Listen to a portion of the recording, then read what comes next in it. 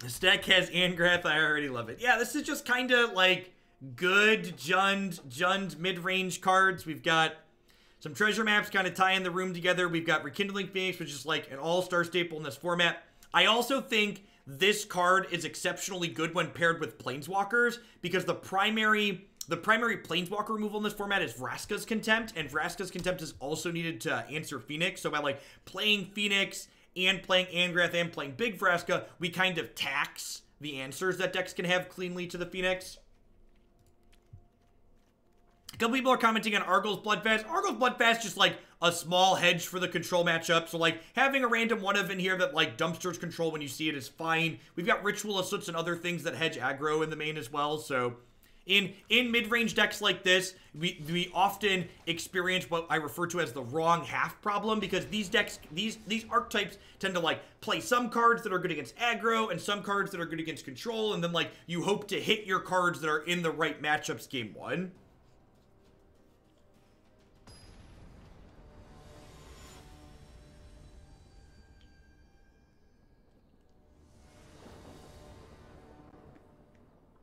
I changed the Teamer Storm list a bit this morning. Can you DM me the updated list, Swift? It's not a big deal. I already have your old one imported, but I can grab the latest before we play it later.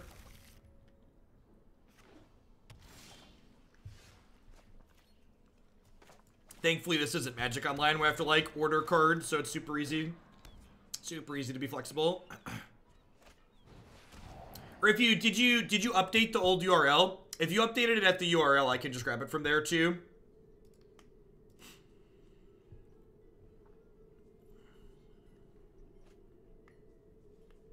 The Goldfish URL you submitted? Perfect. I will re-grab it from there.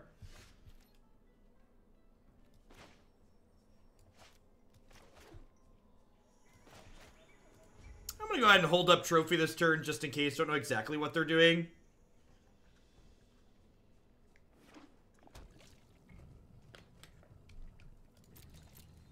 Yeah, buying all the cards in MTGO isn't really practical, though,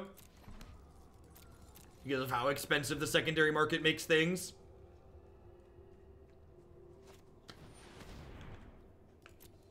Alright, and I think the fact that they didn't play this till their turn 4 means I'm actually going to hold on to this trophy for now and just 1-for-1 the Ritual of Soot against this. I should have played the land that they knew about there rather than the Rootbound Crag.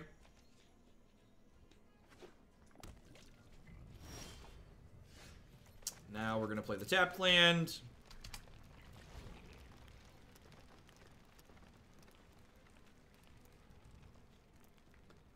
It feels like we're behind at the moment.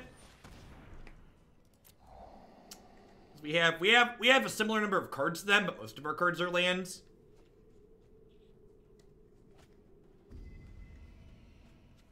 Yeah, cards that are only standard legal are cheap on Moto, because people who are playing standard are playing it on Arena now. But modern staples are expensive there, because it's the place where you play modern still. It's a good drop. Let's see if they have a Vraska's Contempt for him. And even if they have a Contempt for him, he gets a 2-for-1 at this point, which is nice.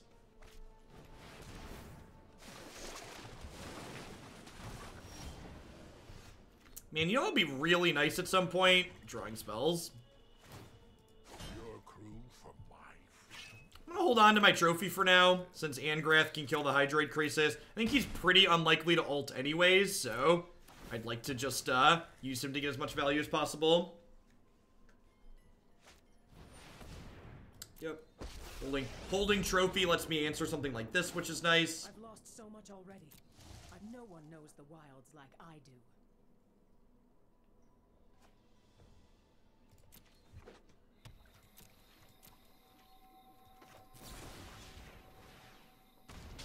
Now, and this is something we've talked about in other mid-range decks in the format we played them. One of the issues with playing a deck like this is that, unlike my opponent's deck, which is playing blue-green, Sultai, I don't have a Hydroid Crisis in my deck. So, because I don't have a card like Hydroid Crisis, when I flood out inevitably in games like this, I don't have a means with which to recoup some card advantage and gas back up into spells. I'm entirely reliant on my Planeswalkers, which don't pay me off for flooding. I do at least have a utility land here.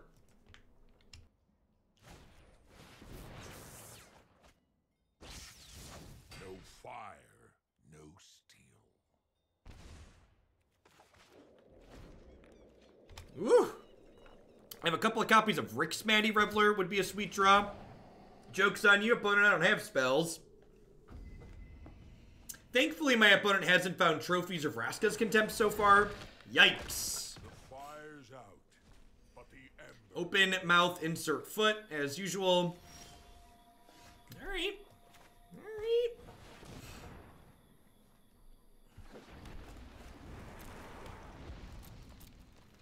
And again, we talked about Phoenix being decent against these Contempt decks because they stress the number of Contempts they have to see. Yep, yeah, exactly. So like they spent a Contempt on Angrath, and now like they need another one for my Phoenix here. This is the part of the game where things look really close until my opponent draws their second Hydrate Crace and they just bury us deep in the ground.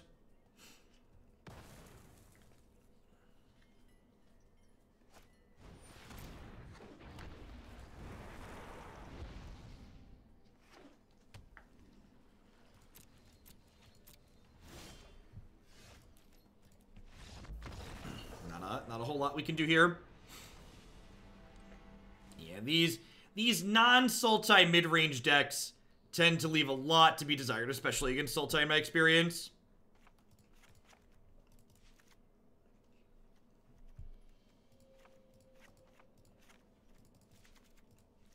Hey, Sailor Dark, thanks for the 10 months. I appreciate that. Welcome, welcome, welcome back. Thanks for keeping me around. I just board in a Cindervines. I don't know exactly what they're doing. Maybe I want the cast downs to be tagging... Maybe I do want cast downs to tag Hostage Takers. Hostage Taker is pretty reasonable against us. Yeah, that's probably true. Let's give this a try.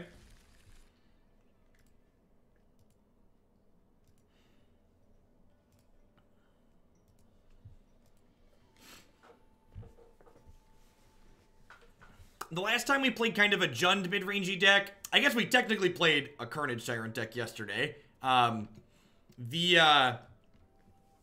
something like Skarrgan in the deck or Karn to like keep card flowing would be good.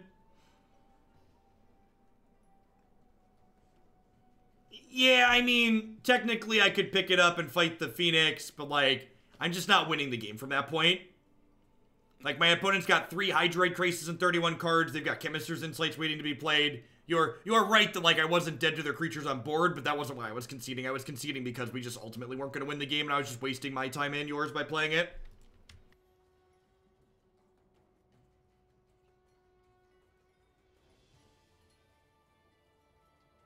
In fact, speaking of card, after a match or two, that could very reasonably be a card that ends up in here. Just having a Planeswalker that provides a constant flow of extra cards is very valuable.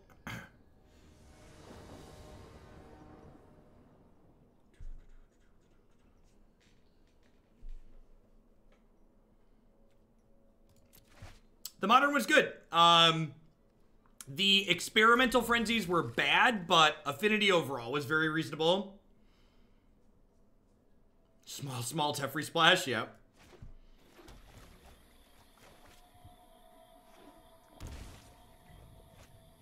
They're playing Land War Elves, really? I would not have guessed that after the first game. Are they just Sultai mid-range with...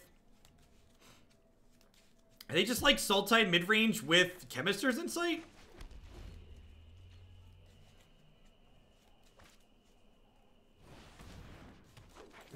Really hoping to draw a third land here. Yikes.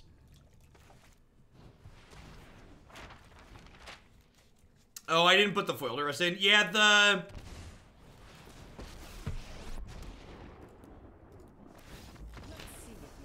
the import tool auto imports the non-foil Duress is. What do you disagree with, Turkey Sloth? Explain yourself fully. I don't know what you're disagreeing with. So you're just like trying to be like, I want to be angry and fight. I disagree with you.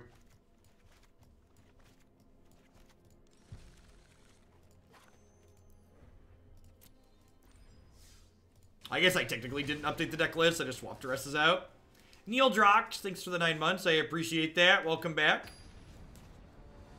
Thanks for keeping me here. I agree to disagree.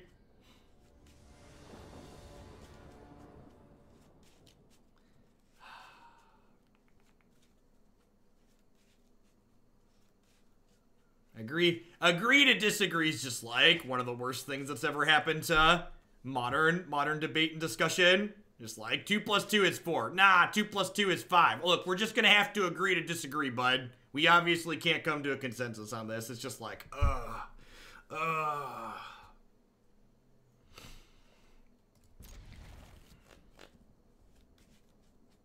1 + 1 + 1 is 7. Ain't that the truth?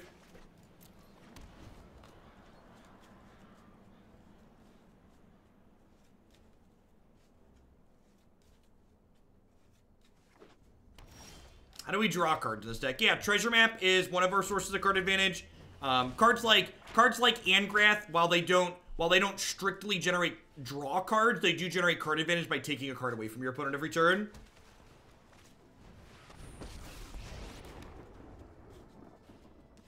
The crueler the opponent, the I'm really good at Ben.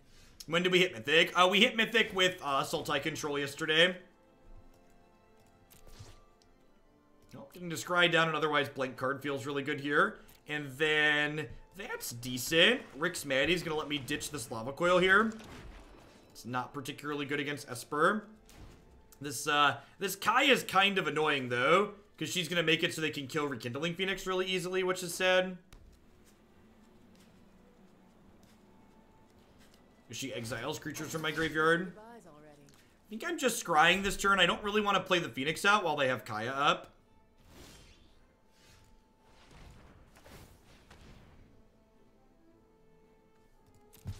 In for Contempt for sure. A lot of cumulative variance in that Mythic game. You're not wrong. We ran pretty good, you could say.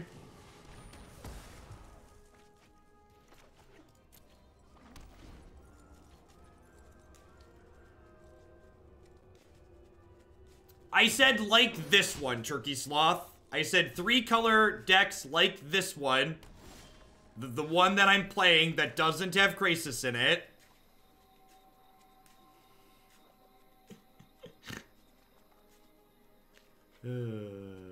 What am I doing here? I have to decide what things I want to be willing to get counterspelled.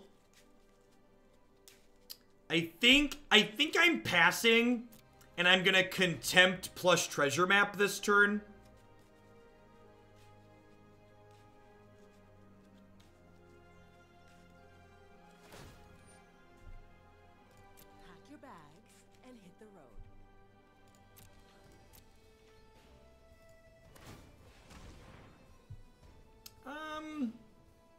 Yeah, I think I'm in for another bomb. Ooh, do they not have a counterspell? Seems good for me. I think I'd rather get Angrath going first. Upsie daisy. No steel. Yeah, that's a Kaya's Wrath. Esper control and missing a color. Name a more iconic duo. Oh, I forgot to leave Treasure Cove up. Yeah, I totally did. I was just so excited that Angrath was resolving. I should have drawn a card last turn, obviously, if I tapped my lands better.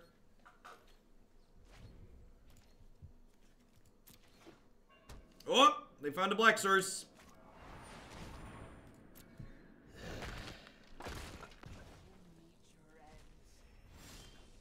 So here's the thing.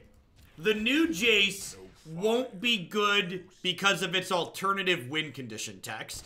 If the new Jace is good, and it might be good, it's going to be good because playing a 4-mana Planeswalker that draws you an extra card every turn is good. That's the question you want to ask yourself. If you occasionally win with its extra text, that's nice. But if that card's playable, it's going to be playable because it draws you an extra card every turn.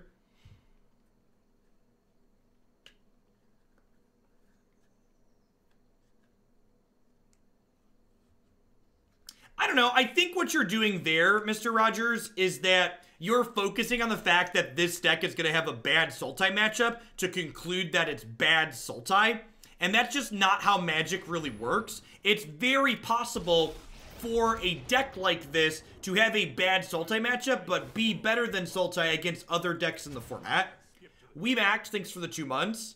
Welcome, welcome, welcome back. And I'm not saying, obviously, that, like, this deck that's by no means a meta deck is better than one of the best decks in the format, but I'm just saying writing it off as being worse everywhere is probably silly. It's probably got play to it in some spots that Sultai doesn't.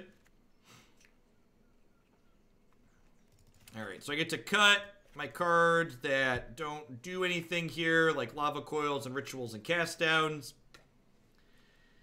Need 2 more cuts here. Maybe I don't want the Cindervines. I probably don't want all these Cindervines. That's probably what I don't want. These are mostly for Reclamation.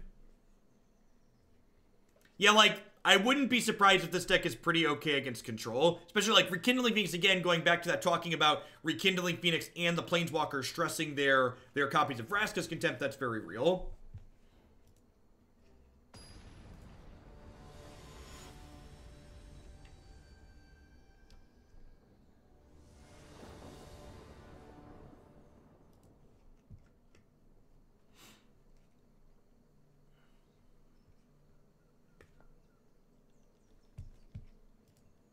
That's true. The Gates deck is a deck that's, like, been in danger of decking itself when it just plays anyways, so it could be an okay fit there.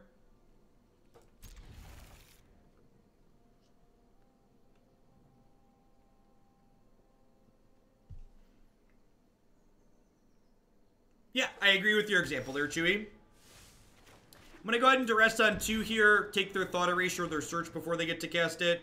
They boarded in Unmoored Ego. Alright. Alright, sure.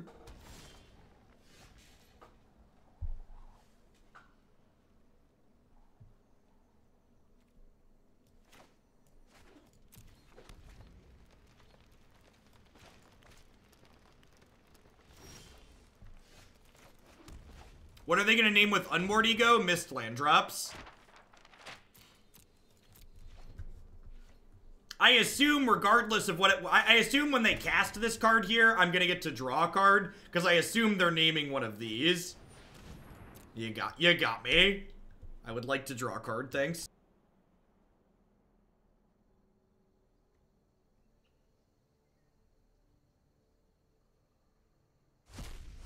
This is a good example of a bad place to be boarding in Unmoored Ego, and the reason why it's not good here is because my opponent, even though they took a Phoenix out of my hand, my opponent didn't put me down a card. So they spent a card to take these Phoenixes out of my deck, but they're down a card in the actual game that we're playing now because of it.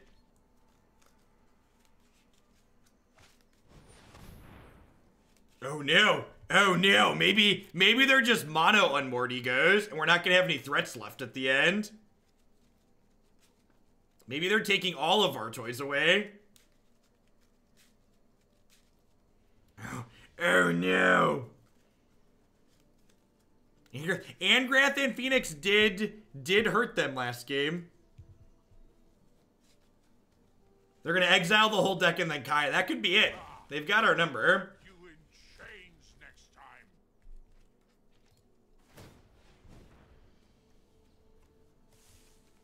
Just looking for threats at this point. Like that one. Like that one. That threat. That they didn't Unmoored Ego out of my deck, because there are a lot of threats in my deck.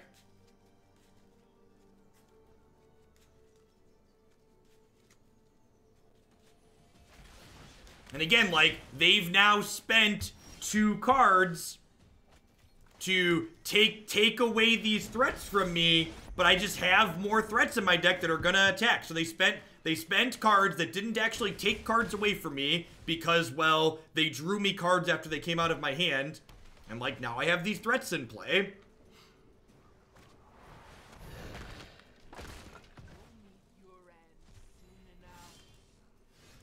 Like, my deck is not particularly aggressive, but they are giving me this window with which to be aggressive just because, like, They have a Lyra, and they have a Thief of Sanity. Well, I'm going to take your Vraska's Contempt away here. I'm going to play this out, and I'm going to attack you for 5.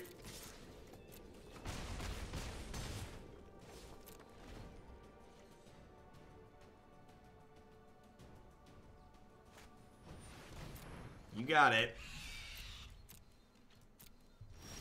So they need a Kaya's Wrath here.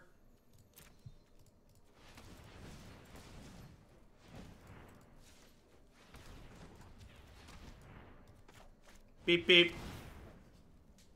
I died laughing when you beat that ego player when you played the Sonic Tempo deck. An angel gets its wings when you beat a person that egos you. Yep.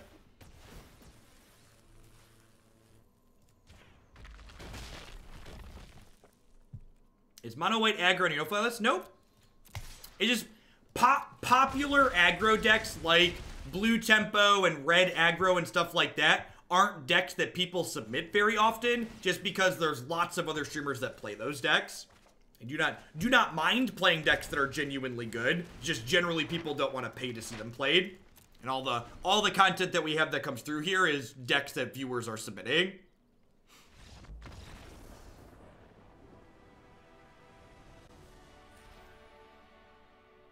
Unmoored Ego does hurt when your threats are Niv Mizzet and expansion, or rather were before exile. Well, I mean, so, in my opinion, if your control deck post-board is getting beat by Unmoored Ego, your deck is built incorrectly.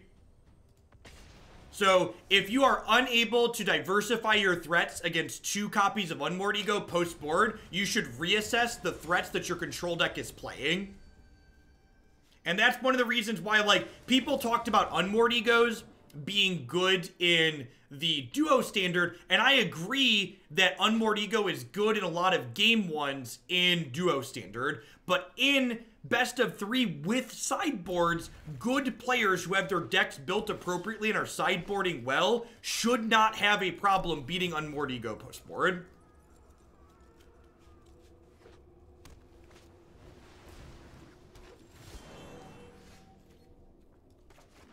I'm just gonna go ahead and kill this.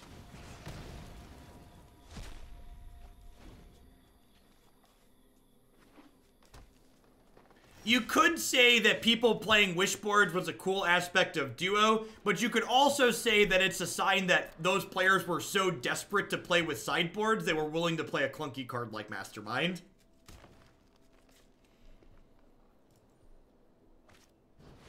What are my thoughts on Ego in Modern? I think Ego is probably playable in Modern, but I also think the decks that can play Ego in Modern probably just aren't very good decks to begin with. So it's like a card that's like okay, but you're probably playing it in decks that aren't okay. I think there's more decks in Modern that have a harder time diversifying against something like Unmoored Ego. Hopefully there's some kind of blue-green deck and not Sultai missing colors, because again, I think the Sultai matchup's pretty tough for us. How this thing goes is up to you, pal.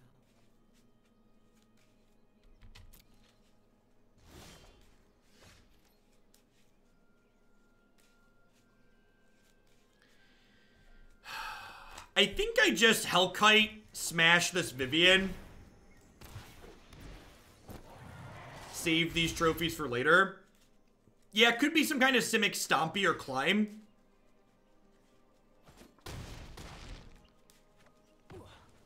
Now we're getting started. This gets my extra threat into play. It could also just be an incredibly unlucky Sultai player as well. Like, just be missing black mana. Balance. They could be the blue-green Thief deck, that's true. Although I don't think, does the Thief deck does play Vivian in the main, right? Yeah, blue-green Thief's probably a good read.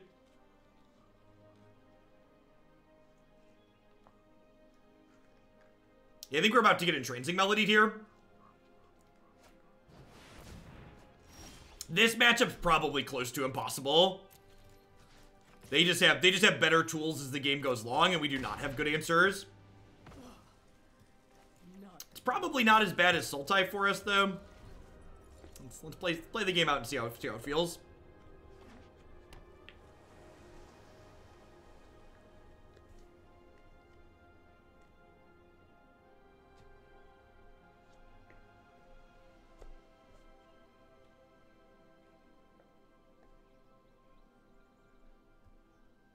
Would not be surprised if we see another melody here.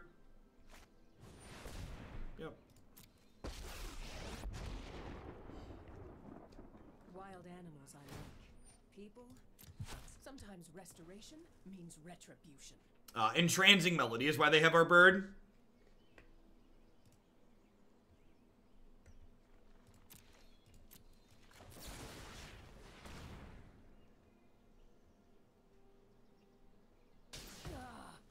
Not again.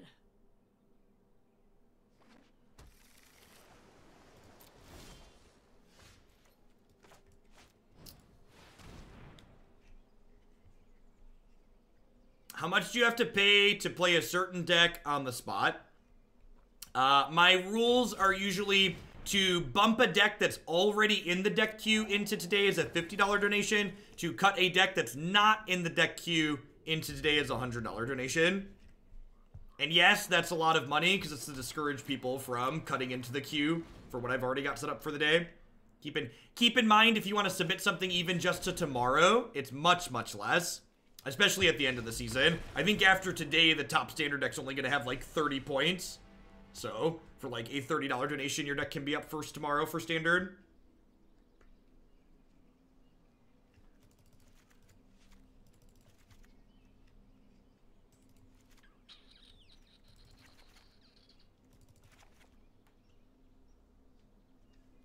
This probably isn't very good, huh?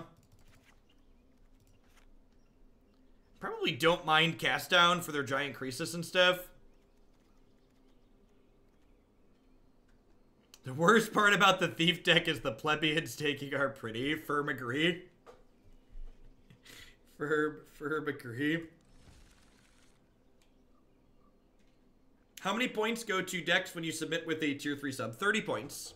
So all the details on how my deck queue works can be found on my website here. So if you're someone who's going to be donating for a deck with $20+ in a month anyways, upgrading to tier 3 makes sense because it gives you extra value. And obviously I do that to encourage people to tier 3 sub.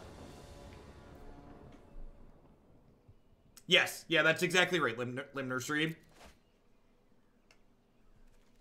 Alright, let's draw some lands.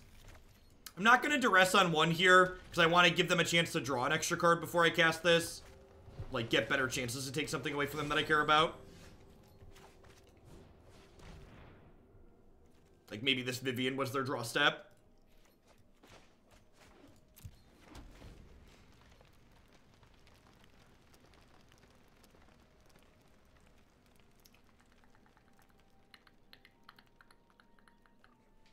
Do do do do do do do do do do do do do do do do do do.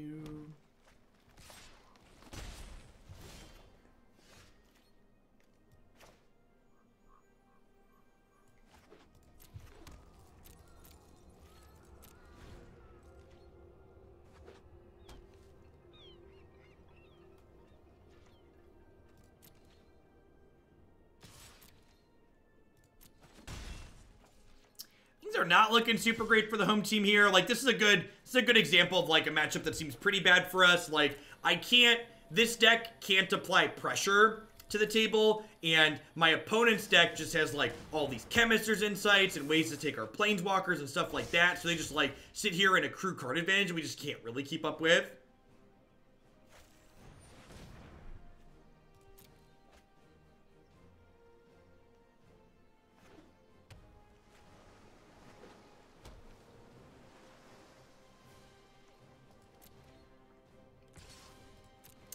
I've not played Best of 1 on stream, but I played a little bit of Best of 1 off stream. Just not a fan. I feel like I really like the layer of strategy and depth that sideboarding adds to Magic. I am not playing in the fandom event tomorrow. I initially thought I might, but they decided to change the rules, so they're running the fandom tournament at 0 delay, and I really feel like that hurts the competitive integrity of the event, so I'm not going to take my entire afternoon and possibly evening to play in that if the event is not something that I'm interested in playing in via the rules.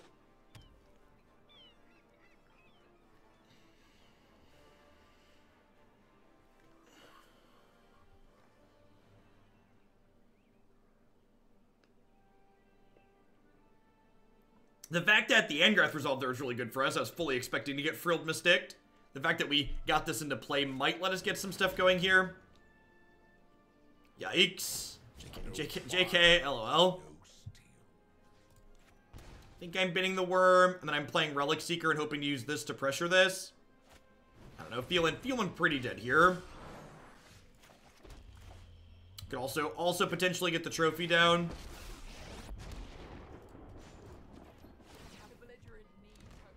The belligerent needs her crew. Discard the Blood Crypt here. Can I poke people with this? Tutors, thank you for the half a year of support. Welcome, welcome, welcome back. So shipping your Prime this way again. No fire, no steel. The rule change here is what I said. They're requiring everybody to stream on no delay. I think casting a tournament with meaningful prizes with no delay is just like asking for the tournament integrity to be compromised. And while I think I would trust, especially the competitors that I'm familiar with, you can't control Twitch chat. And like having that unknown factor that like could enable people to gain unfair advantages is just not something I'm interested in playing in for a tournament.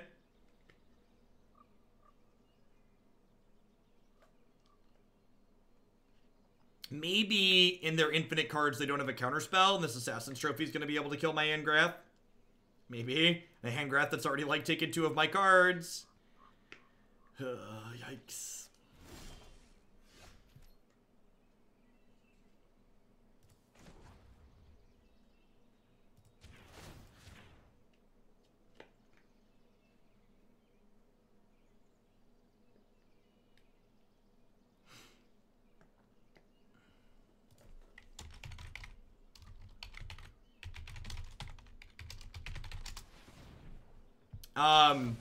The reason for moving to no delay was because I assume last week I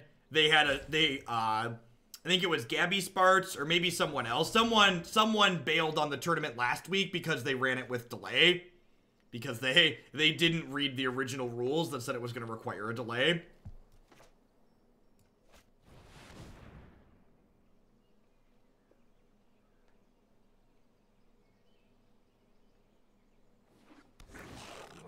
Yeah, once I looked into the logistics of it, Chase Clark, so until Arena has an official spectator client or adds a... Until Arena has a spectator client or adds a tournament mode in client, I just can't reasonably run subscriber tournaments because I can't do coverage of them. And if I can't do coverage or make content from a subscriber tournament, there's not really value in running it.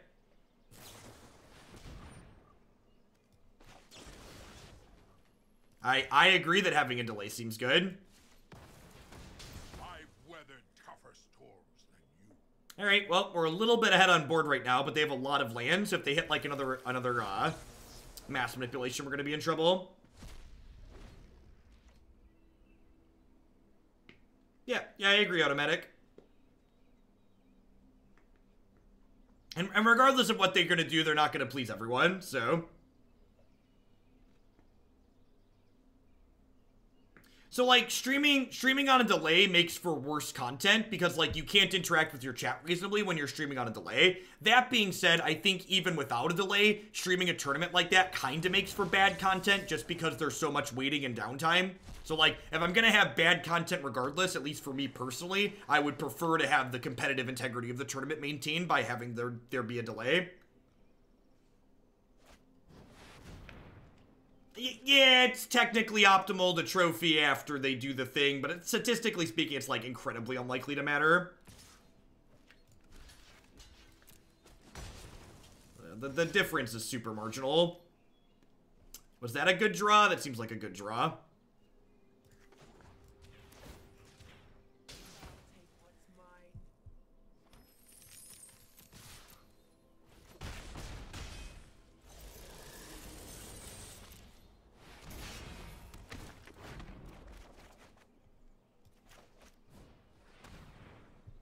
Alright, so you're saying there's a chance. Take a chance on me. I could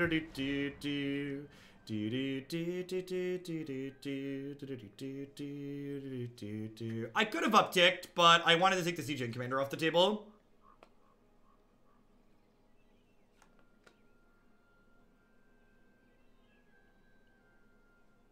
How's my day going? My day is swell. And a couple of good leagues. Modern League this morning was good, which was a nice change of pace. Last couple Modern Leagues were kind of medium. I mean, to be fair, I was intentionally playing my cards while they were tapped out to play around something like Frilled Mystic, Jones. So I was doing my best to, like, make their Frilled Mystic not be good.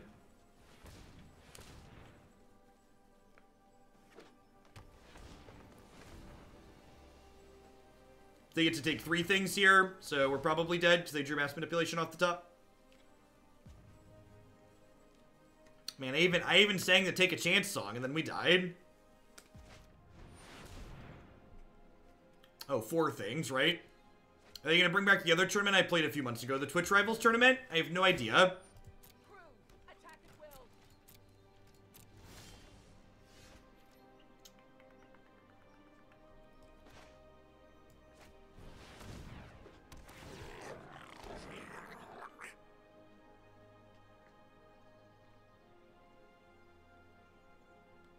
I actually started to watch you from the Rivals tournament. Yeah, in the Rivals tournament, that was run with a delay, because it just kind of makes sense, I think, to run big tournaments like that with a delay.